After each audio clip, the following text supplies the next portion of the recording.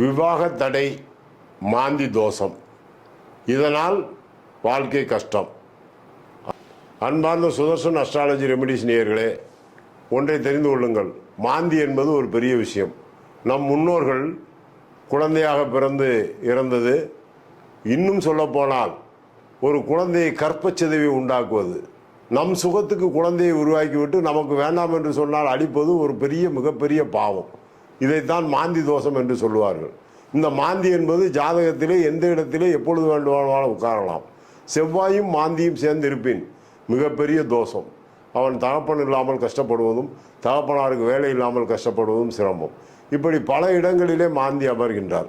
இந்த மாந்தி அமரும் பொழுது குழந்தைகளுக்கு திருமணம் நடக்காது, வீட்டிலே சுபகாரியம் நடக்காது, ஒருவன் நோய் நொடியோடு படுத்து கொண்டிருப்பான். வைத்தியத்திற்கு எதற்கு செலவழிக்கிறோம் என்று தெரியாத நிலை. இந்த மாந்தியை மாற்ற முடியுமா? கண்டிப்பாக முடியும்.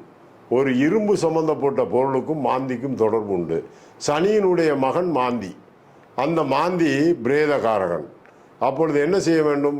ஒன்று ஏகாதச ருத்ர ஜபம் படிக்க வேண்டும். அப்படி ருத்ர ஜபம் படிக்காமல் விட்டு என்னால் படிக்க முடியாது, நான் சைவம் அல்ல வைஷ்ணவம் என்று சொன்னால் ஒரு விஷயத்தை தெரிந்து கொள்ளுங்கள். ஒரு இரும்பு பொருள், அது இரும்பு கரண்டியாக இருந்தால் நல்லது.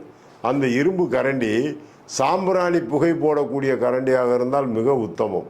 அதை வாங்கி அந்த கரண்டியை உங்கள் வீட்டில் பூஜை ரூமில் சாம்பிராணி போடுவதற்கு பயன்படுத்தினாலும் சரி, அல்லது ஏதாவது பெருமாள் கோயில், சிவன் கோயில்களிலே அந்த கரண்டியை கொடுத்து அதிலே நெருப்பை வைத்து சாம்பிராணி மூலமாக போட வேண்டும். சரி, சாம்பிராணி என்பது சரியா என்று எடுத்துக்கொண்டால், சாம்பிராணியை போடுவதை விட குங்குளிய புகையை போட்டால் இந்த மாந்தி தோஷம் உடனடியாக நீங்குகின்றது.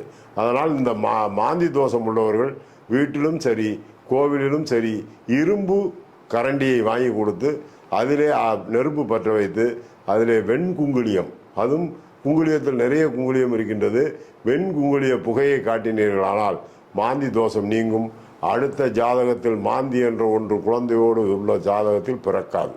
நீங்களும் நன்றாக இருப்பீர்கள், வம்சமும் நன்றாக இருக்கும்.